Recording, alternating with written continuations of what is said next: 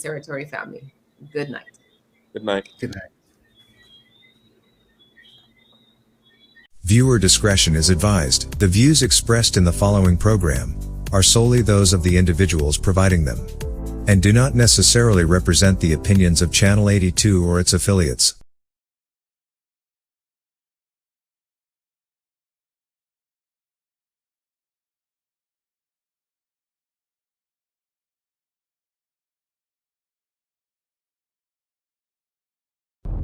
I will pull no punches, and I will swing with no holds barred as I share with you the indisputable truth. Many of you might not like what I have to say, but I'm not going to let that bother me. If you do not want to hear the truth as I see it, you may want to leave now.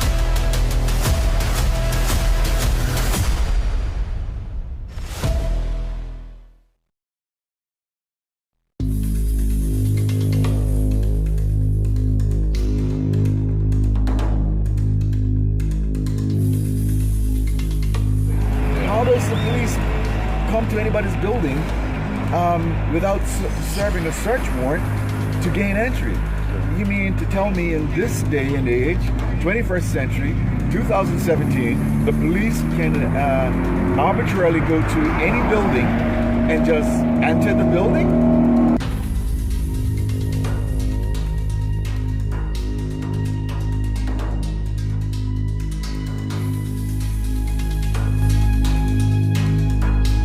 There's no crime being committed. It's not a crime scene. If it's a crime scene, then you better do what you got to do. Nobody can tell me get off this property. It's not your property. Good. It's not a crime scene. It's a crime scene. I respect what you got to do. Right. But it's not a crime scene. You can't do that. If you have a warrant to search the property, then search it. You don't have no warrant out here.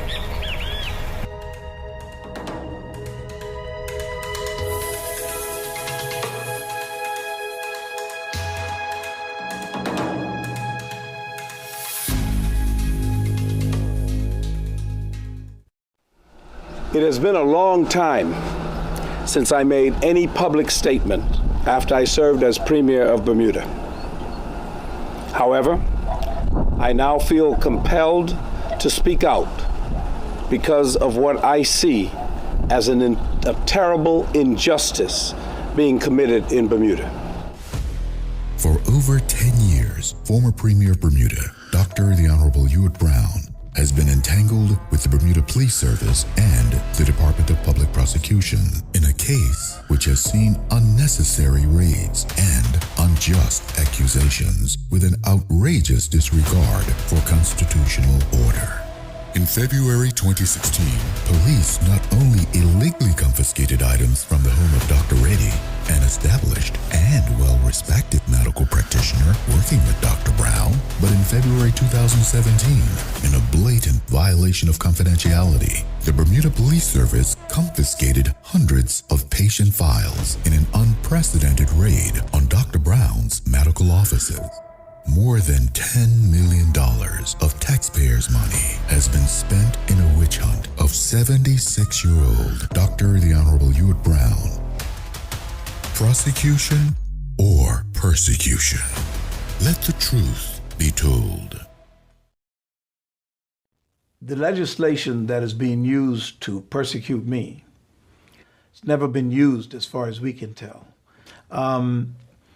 And the things that they've accused me of are just ridiculous. And now that their centerpiece allegation has evaporated, they really don't have much to stand on. But why, you say, why would they persist with this? There, I think it becomes personal. And that's one of the things that you have to face when you decide to be a resistor. You know, that there are people who are going to make life uncomfortable for you. But while they're making it uncomfortable, I am going to talk about them. In 2011, when David Bolden, a convicted liar, said under oath that I tried to bribe him, the then governor, Richard Gosney, instigated an investigation. And he said he promised the people of Bermuda that when that investigation was completed, that the findings would be revealed to the Bermuda public. He said that the investigation might go beyond Bermuda, and I know for a fact that it has gone beyond Bermuda. But all of a sudden, we now find the focus is Bermuda Healthcare Services. It was bribery and political corruption. Having found nothing there, then the effort is now aimed at the source of my income, which is Bermuda Healthcare. You can cover the cameras? I was just asking if you can cover the cameras? How come I can't come in and you guys get the patient records? I was just asking. I'm not being a nuisance. I'm just asking. Police improperly and illegally raided the home of his doctor, Dr. Reddy, and seized items from his home in a quite inappropriate way. That case was fought and won. The police were forced to make recompense. Following that, and with that knowledge, they decide to carry out a raid of his business premises, seizing patient records, without any inquiry at all of any patient about the ability to be able to do that. What I saw was disgraceful. The police presented a warrant, which we believe was obtained fraudulently. Our lawyer had instructed that the manager there, that he was not to allow anyone in the office until he, the lawyer, could read the search warrant. And apparently the police couldn't wait. We have pictures of the police trying to block the internal cameras, and we don't know why. I mean, they were upstanding police officers. I don't know why they needed to block the pictures. In fact, they came in and went into the file cabinets, took out the records, and left. My concern, first of all, was that, wow, this is a blatant violation of patient confidentiality. How can police officers grab the file of Joe Smith, who may have a personal medical ailment and doesn't want anyone to know about it except his doctor? How can the police be authorized by a judge to come in and just grab files?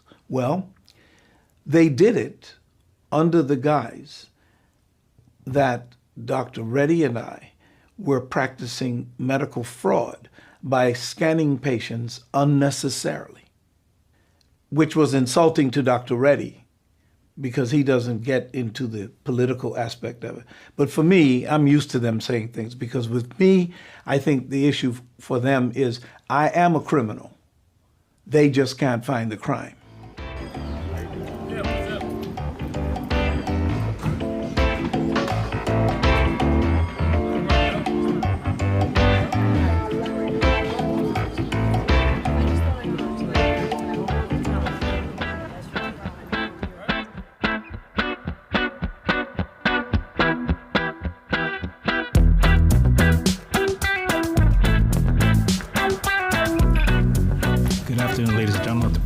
I have a statement here to read, and I understand there will be questions after the conclusion of the statement.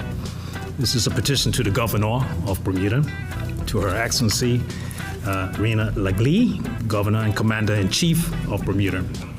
We, the undersigned, oppose the Bermuda government's continued funding of the Bermuda Police Service, prosecution of former Premier of Bermuda, Dr. The Honorable Ewart F. Brown, JP.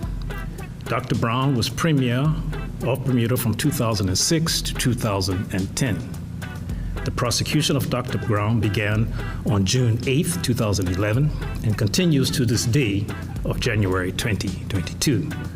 The prosecution of Dr. Brown has cost the taxpayers of Bermuda more than $10 million. 10 years, $10 million. No resolution.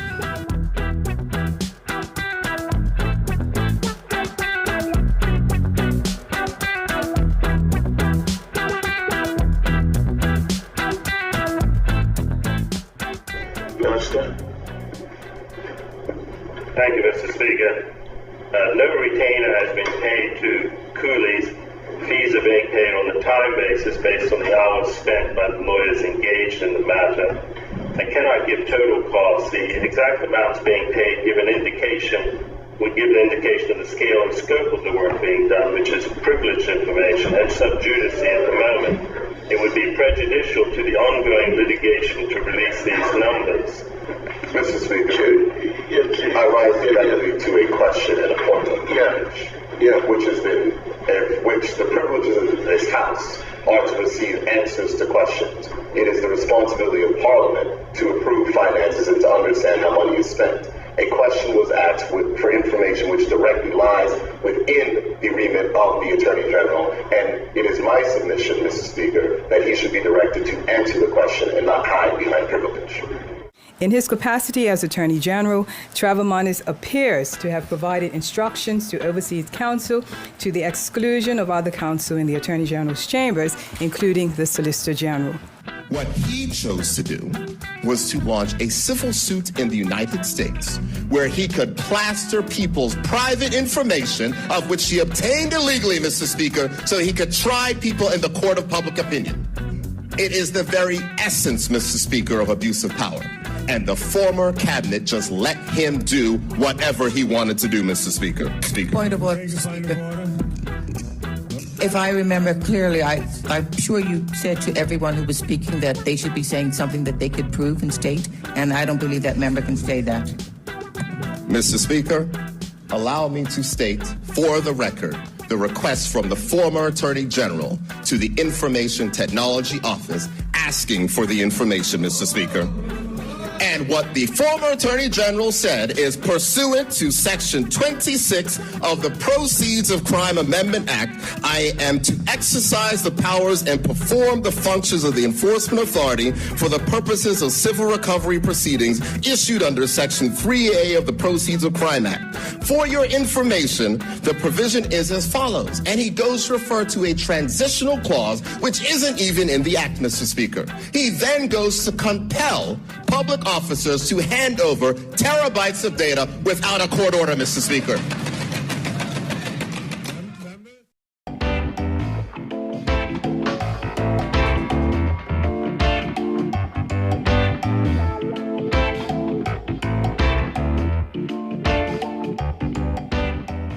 When was I first identified as a problem, as an issue?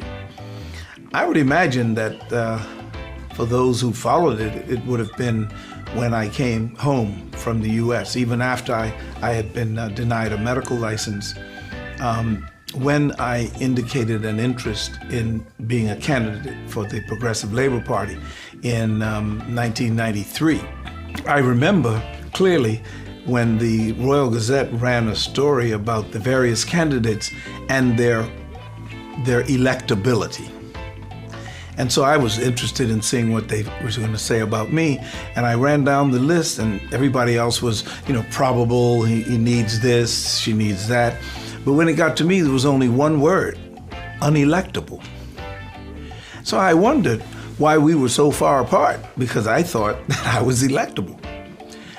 After I was established as a member of Parliament, and working with and under people like Freddie Wade and Dame Lois Brown Evans, I got to know more about the local political scene because I had been away for a while. I hadn't followed the specifics and the details, but it was the same story. Racism doesn't understand geography, so it really doesn't matter where you are in the known universe. If you are alive and in this world and you are not white, you do suffer the consequences of white supremacy. There's no question about that. There are people who didn't like that analysis. Even within the party, there were people who knew that we had a collective pain, if you will, as a people, but didn't quite want to turn it upside down. Many people consider you to be divisive. And just as late as today, and looking at the blogs, they have described you as being divisive. Are you expecting this document now or this action today that will add to your description that people have of you as being divisive. Is this another divisive tactic? Absolutely not. I actually don't understand that. I was born in May of 1946. I was born into a divided Bermuda, and therefore I cannot accept responsibility for dividing Bermuda. Quite honestly, I cannot claim that any of what has happened to me has been a surprise. I'd be lying if I told you that. I have been inaccurate about how long certain things would take or what have you, but for the most part, it was predictable because I chose a path of resistance. And, you know, once you choose that path and you're committed to it, then you can expect a certain level of discomfort. Part of the investigation conducted by the police was to look into his business affairs as a doctor and running the business that he has at Bermuda Healthcare Services. And his position has been that there is nothing that I do or this business does that we have to hide. And he never has. Now, Dr. Brown has been denied justice. This has taken over 10 years. 10 years, more than $10 million that have been taxpayers' funds that have been spent and no resolution. Who does that? I mean, after all, our Constitution requires that a trial should take place within a reasonable time. It's very different because I had never been in a place where the courts, the police, the prosecutors, everybody is appointed by one person who is not elected by the people. And that was very different for me, and it is very different for me. It is not the governor's job to be swayed by public opinion, the media, or cocktail party gossip. His touchstone must be facts. His yardstick must be evidence. Forged, canceled checks were placed in government files to make it appear that Minister Derek Burgess and I had received kickbacks from a government contract. Those checks were palpable forgeries. The original payees' names had been whited out and our names put in their places. The purpose was clear: to create a huge corruption scandal and bring down the elected government of the day. What did our governor, the representative of our head of state, do? He called it a shocking incident, and like Pontius Pilate, he washed his hands of it. A governor can always bring it to an end if he really wanted to. The problem here is this, and it's right, isn't it? He shouldn't interfere in any way at all. The position should be that we have, under our Constitution, a completely independent Department of Public Prosecutions, run by a completely independent Director of Public Prosecutions, who should not be bowing to any pressure from any source, be it Governor, be it Foreign and Commonwealth Office, be it Commissioner of Police, or anyone else. They should make an independent decision about whether to prosecute or not. A senior investigator from the Bermuda Police Service revealed that the investigation and prosecution of Dr. the Honorable Ewart Brown was not undertaken by the Department of Public Prosecution alone, which was not only unconstitutional but unprecedented for Bermuda. In a historic move, a team called the Joint Investigation and Prosecution Team, JIPT, was formed and met monthly to oversee the investigation of Dr. Brown, comprised of the Department of Public Prosecution, the Deputy Governor, the Commissioner of Police, and a UK Overseas Territory Law Enforcement Advisor. Within the Bermuda Constitution, the Deputy Governor's role is clearly defined and does not include the prosecution of any Bermudian citizen. Section 71A. Number 4 of the Bermuda Constitution affirms that the powers conferred upon the DPP shall be vested to him to the exclusion of any other person. In the exercise of the powers conferred on him by this section, the DPP shall not be subject to the direction or control of any other person or authority.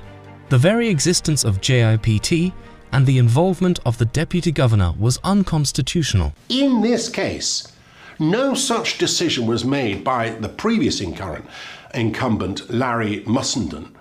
He then becomes a puisne judge sitting in the Supreme Court in this jurisdiction. His role is taken over by Cindy Clark, now our Director of Public Prosecutions, and within days of doing so, decides to prosecute Dr. Brown. Now, how it's possible for her to have got a grip of that file, which must be this big, within such a short space of time, defies my ability to be able to assimilate difficult legal questions, but maybe she's a lot cleverer than me. So on the day that we received the charges, it was a bittersweet day because, when they searched high and low, they spent $10 million looking through what we hear is every account, every relationship, everything they could possibly look through, and they came up with these 13 charges. All of those charges relate to something with regard to the PLP or with regard to the Lahey Hospital or Lahey Clinic and the Bermuda Health Foundation. That's one of them. But not one of those charges, not one, having had his worst enemies look and spend all this money and look all these years, not one was about something that he took. How do you spend over $10 million chasing a 76-year-old black man when so many young black men in Bermuda are endangered? When so many young black men, when so many young black people, when so many old people, white, black, or whatever, need housing and need health care and need hospital rooms, they need food, they need shelter. How do you do that? How do you justify continuing to chase my husband? That is a persecution. And so that affects both of us deeply. People fool you with stories of what and how much I'm stealing. And while you're looking at me, they make off with everything. I made a comment once that I had scores to settle. And of course, the Royal Gazette never let me forget that. And they asked me what I meant. And I told them that the score that I wanted to settle was that the UBP had won 6 straight elections, and the score was 6-0, and I wanted the score to be evened. And that was as clear as I could make it. When he was accused of having cedar beams in our house. And this may sound quite ignorant to you, but I read the paper. He came home that day. I was at home, and I said, "Honey, what is a cedar beam?" And he said, "What do you mean, what's a cedar beam?" I said, "Well, they're saying you got cedar beams in the house." And I'm serious. I wanted to know what a cedar beam was. I mean, I thought I knew what it was. And my question to him was, well, why couldn't you just buy one?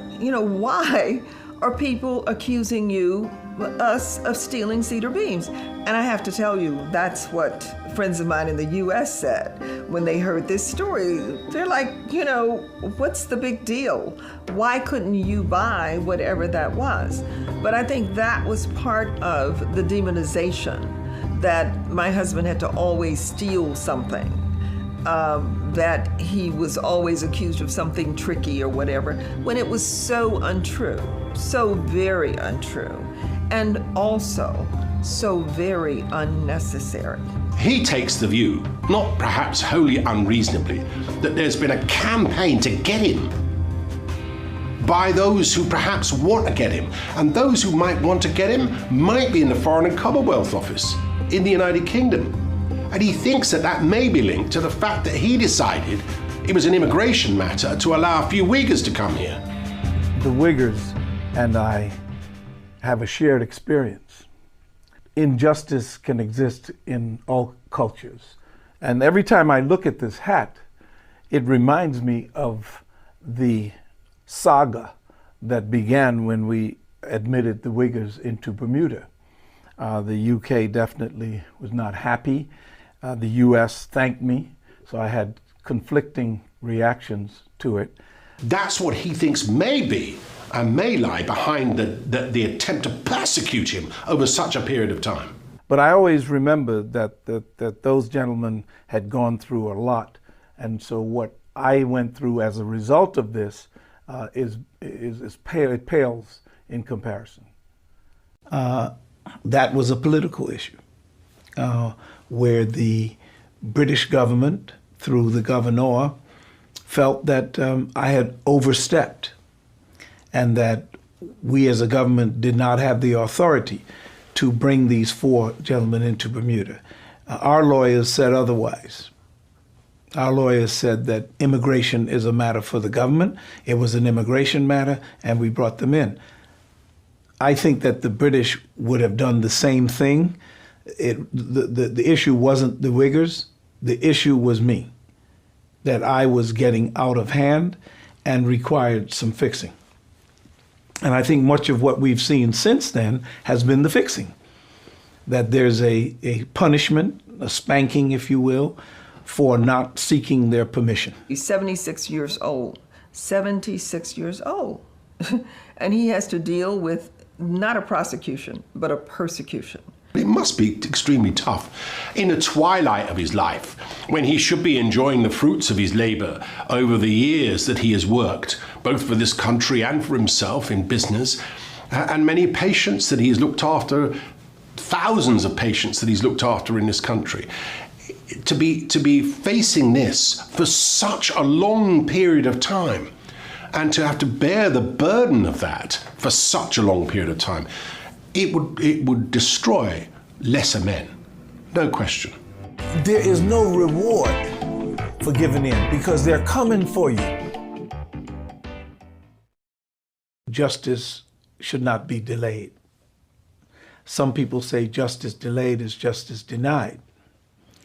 10 years is a long time to investigate and then finally lay charges. It's a long time. So we believe that our constitutional rights have been violated. Justice delayed. The fact that it's been delayed means that justice has already been denied. Do you get that? Do you understand that? It's been delayed 10 years and they are unable to find it. They've had the FBI, they've had Scotland Yard, they've had all the other police forces, Bermuda and other forces in to investigate and have found nothing. It's taken 10 years. Now look at that reality. And then a prosecution man, imagine this. This has been over Dr. Brown's head 10 years or more. This has lingered and lingered. Can you imagine? How would you feel? Can you imagine a person waking up every day? I have this over my head. 10 years since 2011? You know, we were blessed because we did have good incomes based upon our work. But if you cannot have a decent income as a doctor, as a lawyer, as an investment banker, then why? What's it all about? You know, I think that more children should be taught and should be shown that if you work hard, if you get an education, you can have what Dr. Brown has in Bermuda. That's the way to get it. That's a beautiful way to get it. That's what our forefathers wanted. It's not that I knew exactly what was going to happen, but I knew that, you know, if I see Michael Jordan walk down the street with a basketball, I am not surprised, and I can't profess to be surprised. You know, now if he comes down the street with a hockey puck, I want to know what's going on. But I understand that, you know, apple trees grow apples, you know, and racist institutions practice racism. And when they come after me, it's like coming after anybody else. That's what they do. What I have to do is to decide how much of an impact it's going to have on my behavior, and will I be able to protect myself, my family. You know, if I can do that, then I can endure. And that's what I do, you know, and I think that's a family trait, you know, where we tend to be a little stoic at times and show that you can endure. and but not passively. He has been unjustly attacked, so he has to fight back. That's just who he is. They're determined that they're going to break me financially. I often think, considering how much it has cost us, I often think of what happens to poor people, black men in particular, who are in trouble, so to speak, with the legal system, and they don't have any money. They don't have any resources. And what that means is usually they are just decapitated by that system, you know. But we're fighting the good fight. I tell my children and my grandchildren that you may one day have to fight Goliath. And the odds are that Goliath will beat you. But please, for me, leave a scar on Goliath's face so that when his grandchildren say, "Papi, how did you get that mark on your face?" If he tells the truth, he will reveal that you fought your best fight. Truth be told, Dr. the Honorable Ewart Brown left elected office in October 2010. It is now October 2022. As 2022 comes to an end, the Brown family still awaits justice. No one except Dr. Brown in the recent history of Bermuda has been criminally charged with corruption for raising funds for their political parties. The Bermuda Police Service unlawfully arrested Dr. Reddy at his home in an effort to turn him against Dr. Brown. The arrest was deemed illegal. The Bermuda Police Service raided the clinics, traumatizing patients by removing and copying over 200 of their confidential medical files. They have since dropped the medical fraud investigation against Dr. Brown, all at great cost to the Bermudian taxpayers. The police claim they have incinerated the copies of the files, but no one knows what the police did. No one in the history of Bermuda has been investigated and prosecuted by a team of people, including a foreign representative from the Foreign and Commonwealth Office, the Deputy Governor, the Commissioner of Police, and the DPP, or this JIPT they called themselves. Over 10 long years and over $10 million. Prosecution or persecution? The truth has now been told.